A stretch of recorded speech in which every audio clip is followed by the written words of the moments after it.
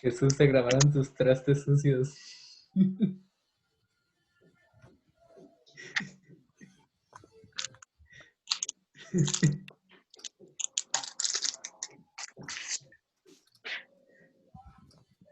Hola chicos, buenas noches. Hola, buenas noches. Buenas noches. Ahí, ¿ya ven la presentación? ¿Sí? Este es tu momento, Kevin. Ahora es cuando puedes hacer captura de pantalla.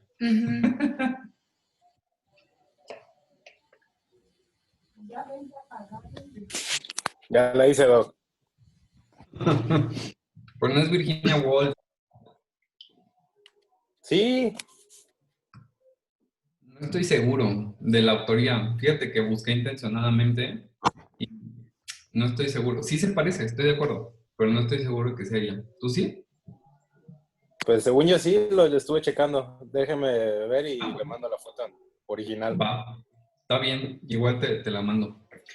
Pues Gracias. va, empezamos la clase de hoy. Ya saben, si tienen alguna duda o algún comentario o algo, me pueden interrumpir, no hay ningún problema. Y, y pues ya, le vamos dando. La clase está hecha un poco para que sea más interactiva. El problema es que con esto de las clases virtuales, la interacción es medio complicada. Pero bueno, vamos a ver qué sale. Vamos a hablar el día de hoy de nódulo tiroideo. Y pues siempre me gusta empezar con, pues, qué tan importante es un tema, ¿no? ¿Qué tanto nos interesa estudiar algo basado en su frecuencia? Estas son las estadísticas de nódulos tiroideo en Estados Unidos, ¿no? Se cree que por pura examinación, por puro examen clínico, exploración física, podremos encontrar hasta 16 millones de estadounidenses con algún nódulo tiroideo, que no implica que estén enfermos, simplemente tienen un nódulo tiroideo.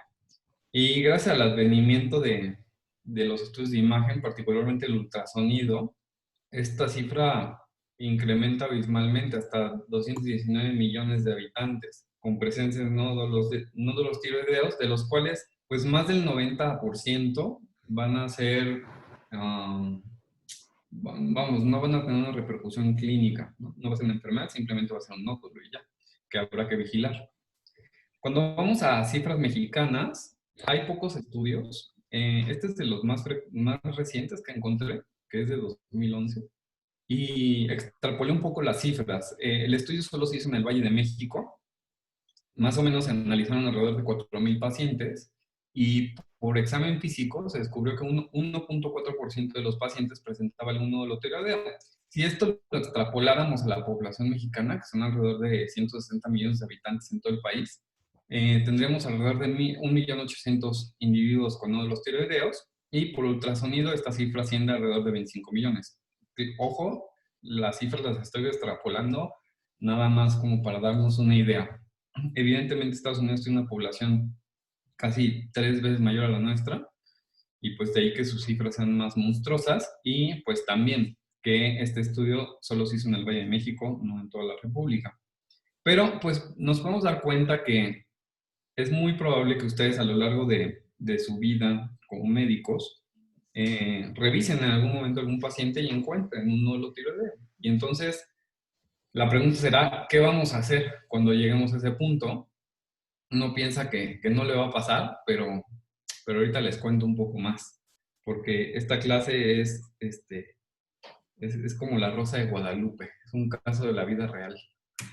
Vamos a hablar un poquitito de historia, y fíjense, es bien interesante, porque cuando uno ve la historia de la tiroides, encuentran estos tablones ayurvédicos en India, que datan del año 2700 antes de Cristo aproximadamente, ya algunas figuras donde se puede ver sujetos con presencia de bóceos, ¿no?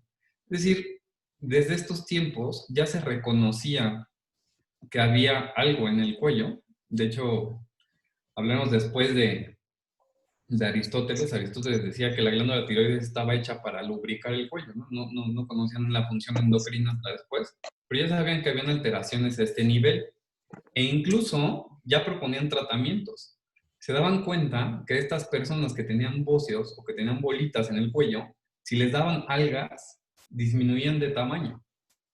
Y esto tiene que ver con las concentraciones de yodo que hay en las algas, ¿no? Resulta ser que son ricas en yodo, entonces, pues, obviamente antes las principales causas de bocios, que pues pueden ser diagnosticados inicialmente como nódulos tiroideos, era por deficiencia de yodo.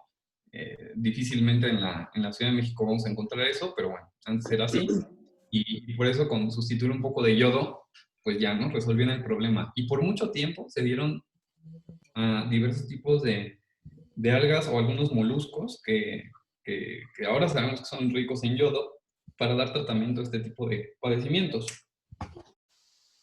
Aquí vemos algunas representaciones en culturas otra vez asiáticas, ¿no? Donde representan estos bocios, ¿no? Parecía que era algo más frecuente de lo que uno hubiera pensado.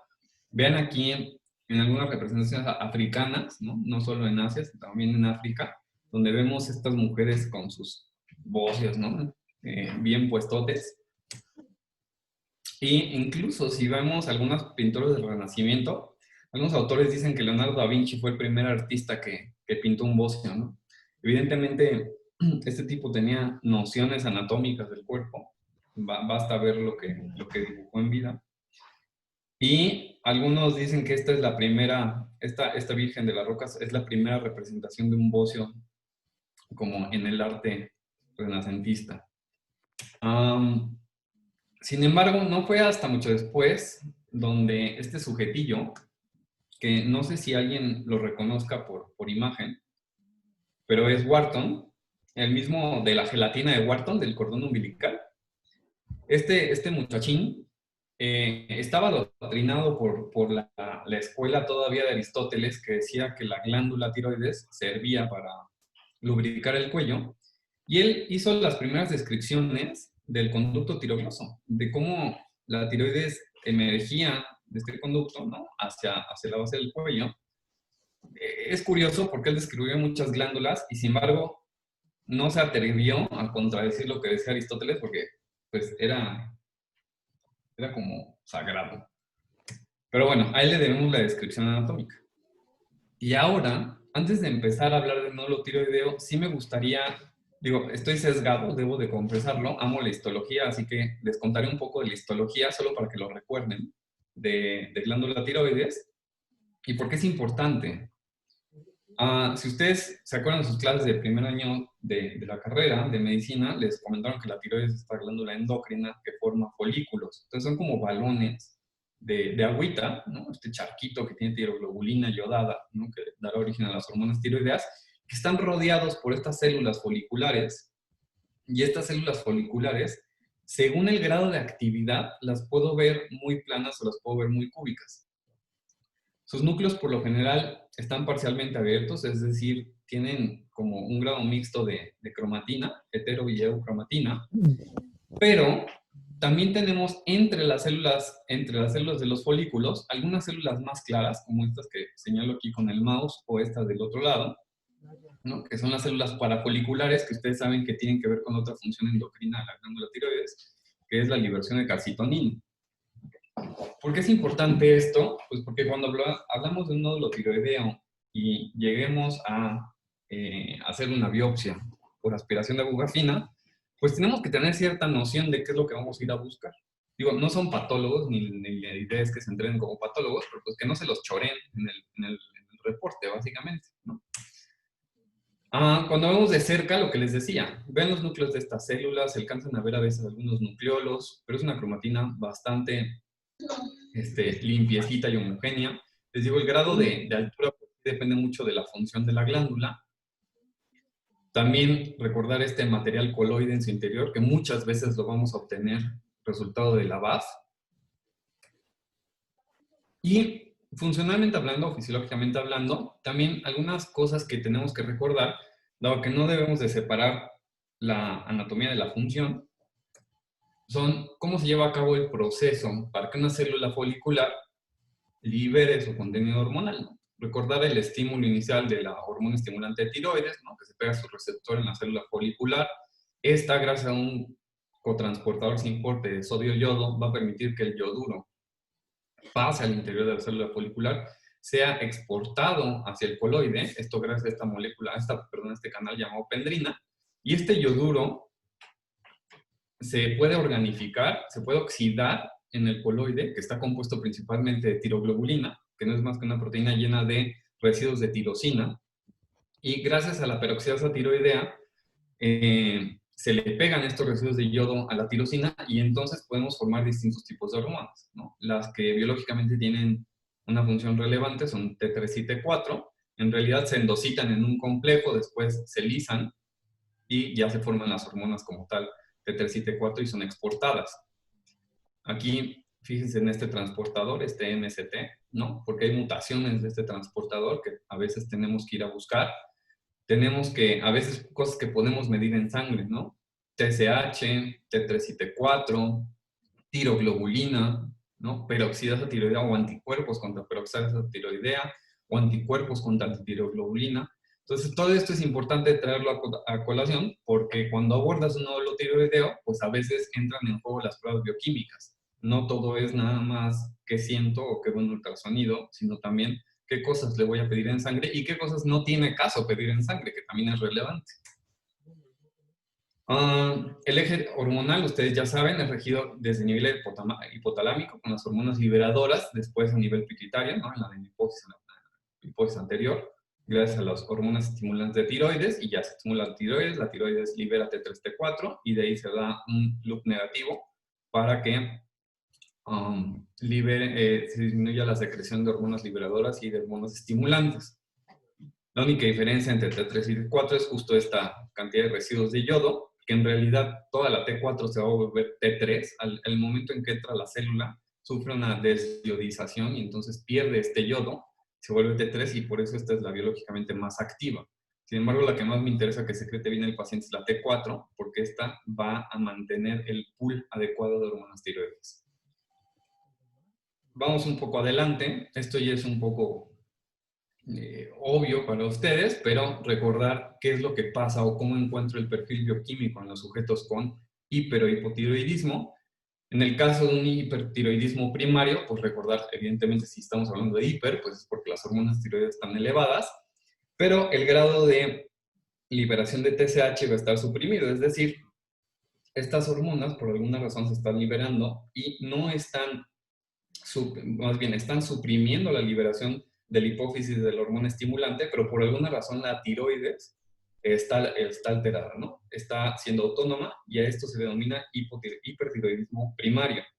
Cuando hablamos de hipertiroidismo secundario, vamos a encontrar las tres hormonas elevadas, es decir, tanto hormonas tiroideas como la hormona estimulante de tiroides, y esto pues puede ser secundario a algún problema hipofisiario, ¿no? Ya no tiene que ver directamente con la tiroides, sino con la hipófisis.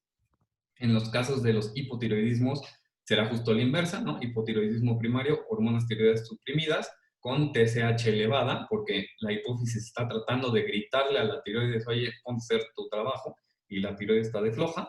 O hipotiroidismo secundario, cuando la hormona estimulante tiroides está suprimida, al igual que las hormonas tiroides, ¿no? Entonces, recordar esto porque parece muy fácil, muy lógico, pero a la hora del examen yo no sé qué pasa, que la gente se le cruzan los cables y ya valió, ¿no? Y también recordar que puede haber hiper o hipotiroidismos terciarios, es decir, que están mediados a nivel hipotalámico. Son más difíciles de diagnosticar porque habría que medir las concentraciones de las hormonas liberadoras y evidentemente tienen que tener el contexto, ¿no? Alguna lesión hipotalámica, algún antecedente de hemorragias, de trauma, de cirugía, cosas así. Yendo más adelante, perdón, me está saliendo Lolita Ayala. Entonces, yendo más adelante, vamos a ver un caso clínico. Es una historia basada en la vida real, nada es ficticio. Y todo empezó así. Todo empezó un día de ocio, viendo Facebook, ¿no? Y pues ahí está la foto de mi amiga, ¿no? Estaba ahí chismorreando con quién estaba saliendo en la foto esta muchacha. Y si de repente oyen golpes es la doctora Lagunas. Y quiero que, vamos a hacer un zoom, y quiero que vean qué encuentran de alterado en la foto. Evidentemente la clase ya saben de qué va, pero probablemente lo primero en lo que tendrían que haber pensado es en el agente Smith que está de fondo. Y lo siguiente que tendrían que haber vuelto a ver sería, pues, en que su glándula tiroides parece que algo está mal ahí, ¿no? Hay una, bueno, se movió un poquito el círculo, pero se ve un crecimiento. Debo de confesar que esta niña no se había dado cuenta, ¿no? Y que genuinamente vi la foto y dije, oye, algo está mal en ese cuello. Y entonces le hablé y le dije, Montserrat, algo traes en el cuello, mija, tócate el cogote y vamos a ver qué está pasando, ¿no? ¿Cuál va a ser el page aquí? ¿Qué vamos a hacer con esta mujer? Entonces, lo primero que tenemos que definir es cuando tú encuentras una paciente asintomática, porque claramente ella ni siquiera buscó la consulta, ¿qué le vas a ir a revisar a esa bolita? Perdón, antes de ir a qué le vamos a revisar a esa bolita es qué tan común sería encontrar en una persona random en la vida un nódulo tiroideo. Aquí no hay una 5%. respuesta correcta y debo de decir que los porcentajes van a variar, depende de quién hizo el estudio. Pero vamos a asumir como esta revisión de llama, ¿no? Vamos a sacar un poco los porcentajes que obtienen estos autores y dependerá del método de estudio por el cual yo revise al paciente la cantidad de nódulos tiroides que me puedo encontrar. Evidentemente la exploración física es la que me da un menor rendimiento diagnóstico, porque aparte, pues tus dedos tienen que estar entrenados, ¿no? Hay que saber tocar la tiroides y hay que tocar muchas tiroides para encontrar nódulos tiroides, para encontrar bolitas. Lesiones menores de 1 centímetro son dificilísimas de poder ser captadas y se dice que hasta el 5% de la población podría tener un nódulo tiroideo palpable de forma asintomática. Pero si le hacemos un ultrasonido por cualquier razón, no, que le íbamos a poner un catéter yugular y sin querer le pasé el transductor por la tiroides y ahí salió, o le estaba buscando otra cosa y ahí salió, bueno, pues hasta 67% de las personas, es decir, que muchos de los que estamos ahorita escuchando, ¿no? Probablemente tenemos nódulos tiroideos y ni enterados estamos. Algunos pacientes que les hacen un estudio tomográfico por cualquier causa, sale ahí la bolita en la tiroides y uno tampoco ni enterado. Y en algunos estudios funcionales, como los PET o los gamagrama, también pueden salir, ¿no? Le estoy buscando una fiebre de origen desconocido en un gamagrama PET-CT y entonces, pum, sale ahí una bolita en la tiroides. Obviamente, el grado de malignidad que pudiera yo encontrar en estos sujetos puede ir a un rango de un 5 hasta un 13%. ¿De qué depende? Pues de dónde la encontré también y de las características que tengo. Por definición, una bolita que prendió en un estudio funcional como un PET, pues ya tiene mayor probabilidad de ser maligno, porque ya me está diciendo que la actividad celular a nivel de este tejido pues está aumentada. Si yo simplemente la encontré por palpación o por un ultrasonido, pues no me dice más que hay una bolita, pero no me habla nada de la funcionalidad. Y lo más interesante es que solo el 5% de los pacientes van a presentar algún síntoma. La mayoría de pacientes van a permanecer asintomáticos. De ahí que a veces el diagnóstico de alguna neoplasia de tiroides se haga ya que está un poco más avanzada la enfermedad. No por eso es más letal, pero pues ya puede haber compromiso ganglionar o afección a nivel de laringio recurrente o compresión extrínseca, etc.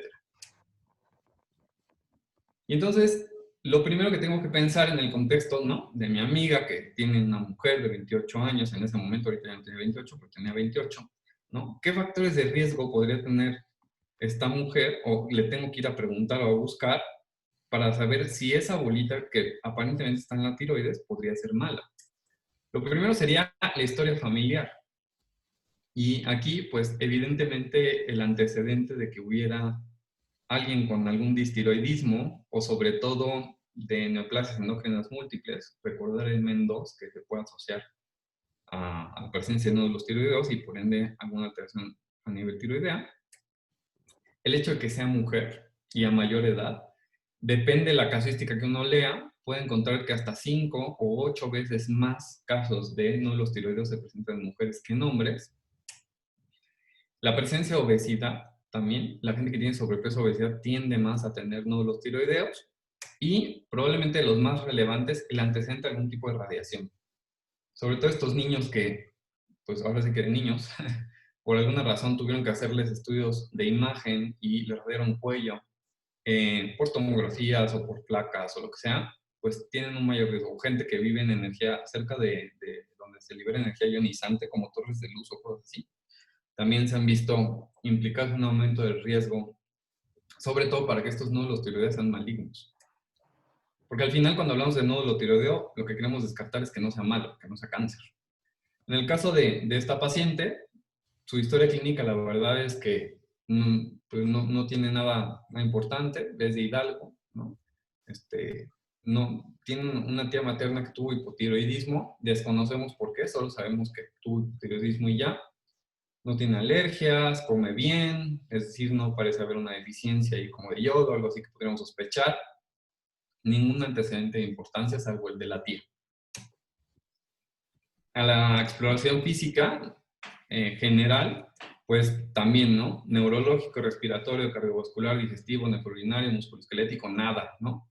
No era una persona que tuviera alguna molestia, como les digo, fue totalmente asintomática. Y cosas que tengo que ir a buscar la exploración de un paciente que encuentre un nódulo tiroideo, definitivamente son datos de distiroidismo, ¿no? Si tiene hipo o hipertiroidismo, porque también es muy fácil normalizar los síntomas que te puede dar una tiroides enferma, ¿no? Ah, pues es que estoy un poquito más cansada. Ah, estoy más dormilona, ¿no? Pues es por el COVID, ¿no? Me la paso en mi casa encerrado, no tengo ganas de hacer nada. Ay, es que subí de peso, ¿no? Pues es el COVID, ¿no? Me la paso pidiendo en Rappi y en Uber Eats. O sea, tienes que ir a buscarle signos o síntomas y dirigidamente interrogar. En este caso, no tenía ninguno. Y pues llegamos a la parte de la exploración de la bolita, ¿no? Del nódulo tiroideo. Las 6 características que mínimo vamos a tener que buscarle a un nódulo tiroideo definitivamente va a ser el tamaño. Vamos a ver que el tamaño nos va a ayudar a tomar decisiones respecto a si la biopsia o no la biopsia. La consistencia, ¿no? Por lo general, entre más pétrea sea la consistencia, pues peor pronóstico. Si hay presencia de dolor asociado, por lo general cuando hay tiroiditis, ¿no? Por ejemplo, las mujeres que hacen Hashimoto, pues suele haber dolor, aunque es un dolor uniforme en toda la glándula tiroides. Bueno, y también hombres, ¿no? De hecho, les quiero, hago un paréntesis breve, ¿no? Cuando empezó todo esto del COVID, estábamos ahí en ciclo y en eso llegó un paciente con dolor en la garganta y sensación de falta de aire y fiebre, pérdida de peso como de 20 kilos y refería mucha sudoración, ¿no? Lo metieron por COVID porque pues, le dolía la garganta, tuvo fiebre y tenía falta de aire. Y ahí estamos todos, ¿no? No voy a decir nombres, pero bueno, algunos residentes que conocen sus R2 estaban por ahí y no, pues es que el COVID y el COVID y el COVID, ¿no? Ya total que nos metemos a ver al paciente y al tipo lo que le dolía genuinamente era la garganta, pero no era la garganta, era el cuello, ¿no? Me decía, es que me duele aquí, me señalaba el cuello y lo que le dolía era la tiroides. Y la tiroides se sentía totalmente indurada, muy dolorosa, efectivamente había perdido como 40 kilos, su frecuencia cardíaca estaba como en 140, estaba hipertenso, había estado con diarreas, o sea, tenía todo un cuadro florido de hipertiroidismo, estaba en una tirotoxicosis auténticamente, pero pues dado el contexto, todo el mundo ahí engañado, ahí lo tenían aislado y pensando que era COVID, ¿no? Ahorita el güey ya revirtió, él hizo una tiroiditis de Curvain, pero ya va mejor, ¿no? Pero lo que voy es que la tiroides puede ser muy engañosa. Regresando al tema de la exploración, es importante ver si con la deglución se mueve esta tumoración o no se mueve el nódulo, si hay asimetría respecto a un lóbulo tiroideo del otro. De hecho, la mayoría de las personas, pues, la densidad del tejido tiroideo es similar a la densidad de la grasa del cuello, entonces casi no es palpable, la glándula no es palpable. Y si es palpable, pues tiene que ser más o menos simétrica. Y la presencia de adenopatías, que esas sí nos van a marcar también un cambio en el abordaje terapéutico y en la conducta que lleve a un cirujano en un momento dado si se comprobara que fuera algo maligno. O que podrían indicar que es una infección, ¿no? Que también se vale, una tiroiditis asociada a algún proceso viral y también nos van a dar algunos hallazgos a los estudios de imagen. ¿Qué le voy a pedir? Pues el abordaje, aparte de la exploración física de toda esta parte de semiología, va en 3 sentidos, ¿no? Bioquímico, de imagen y después de estudio histopatológico. En el caso de los estudios de laboratorio, ¿cuál es La molécula que va a dictarme el camino a seguir en el abordaje del nódulo tiroideo, doctores. ¿Cuál es la molécula que más me interesa? Muy bien, la TSH. La TSH es la reina de este abordaje, ¿no? Es la que me va a decir en dónde estoy parado. Entonces, mi primera posibilidad es que yo tenga una TSH suprimida, ¿no? Y entonces ahí lo que yo querría buscar, si la TSH está en el suelo, ¿qué sería? Bueno, ¿Qué veo después de la TSH? Pues se supone que tiene que ver si el tejido de la glándula tiroides es hiperfuncionante. Oh, muy bien. ¿Y cómo puedo saber esto desde el laboratorio primero? Pues Irle T4 libre. Ajá. Exacto. Hay que ver las hormonas tiroideas, ¿no? La TSH siempre se va a ver en contexto de hormonas tiroideas.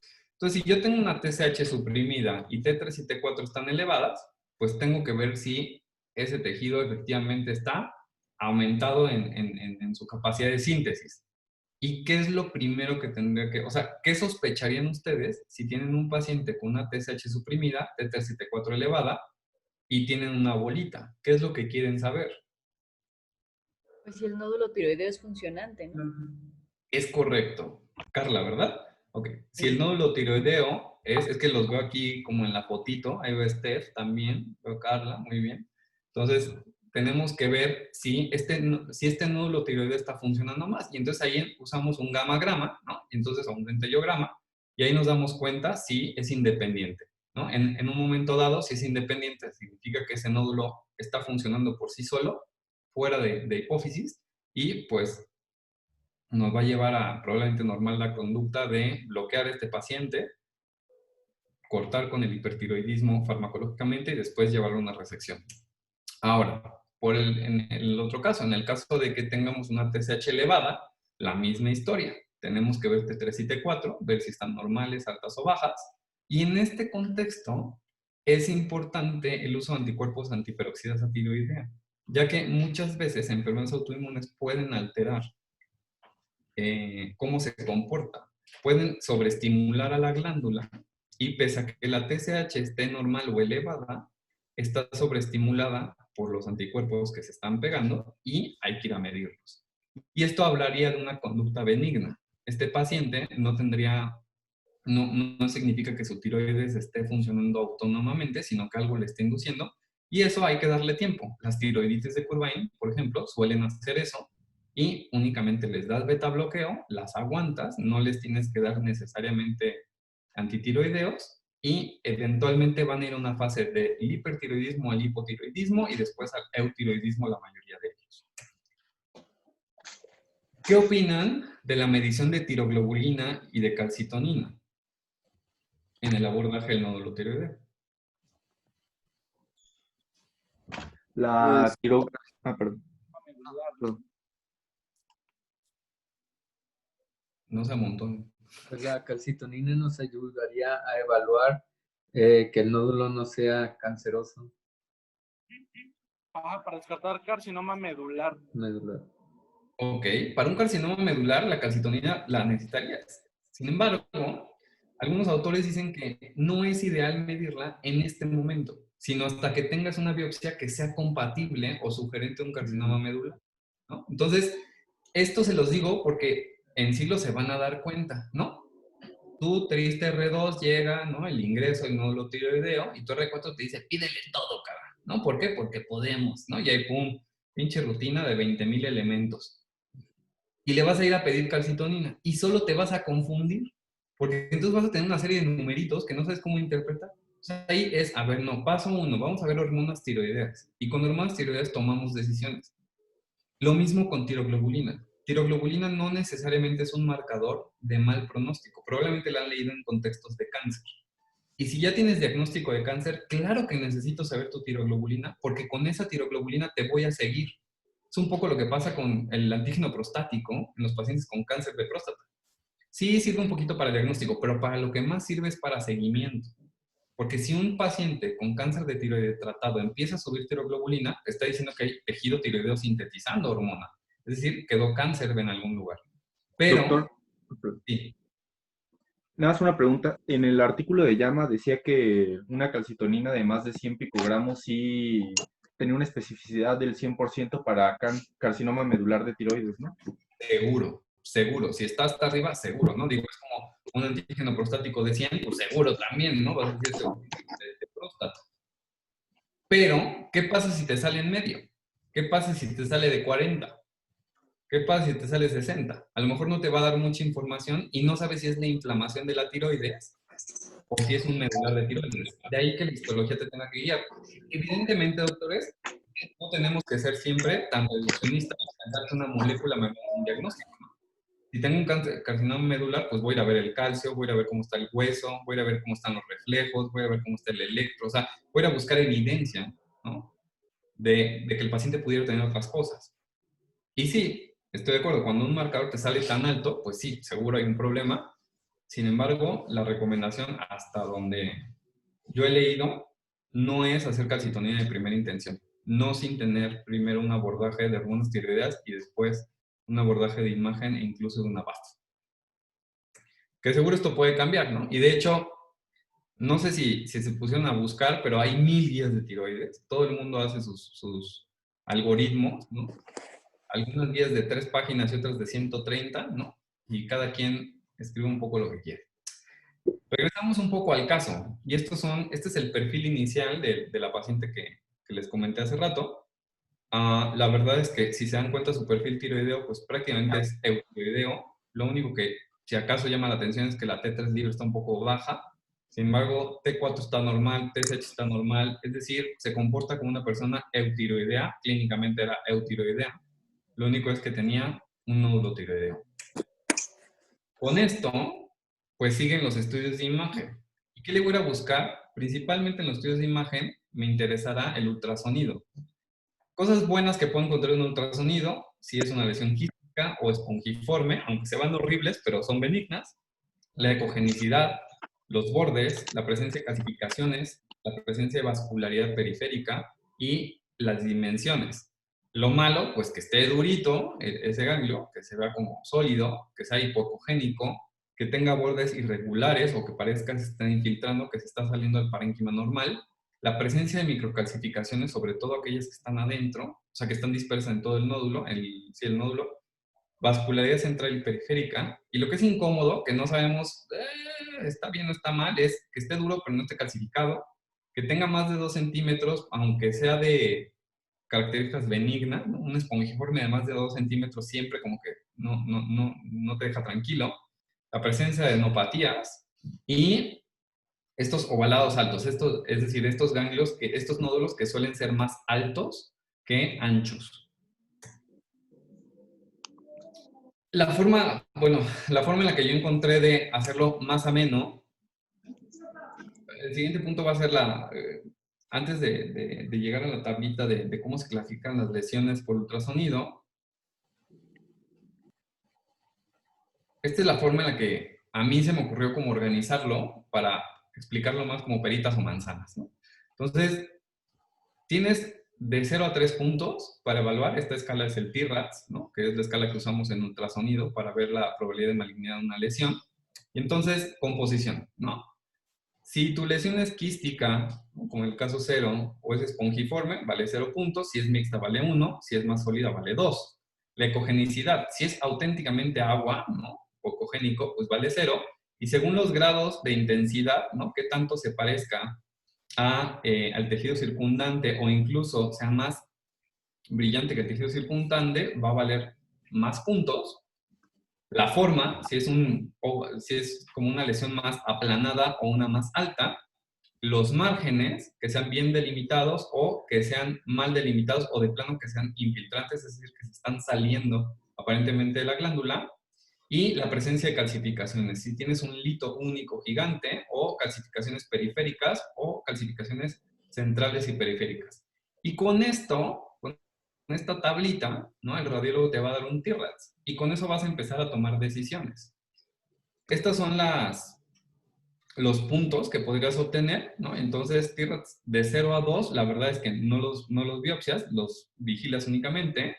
Y en el caso de un 3 o más, pues ya te toca ir a darle una biopsia para ver que no sea maligno. El porcentaje de malignidad evidentemente va incrementándose según la clasificación T-RADS. Me queda 1 minuto. Entonces, si quieren, cortamos aquí y regresamos para empezar a hablar de clasificación T-RADS.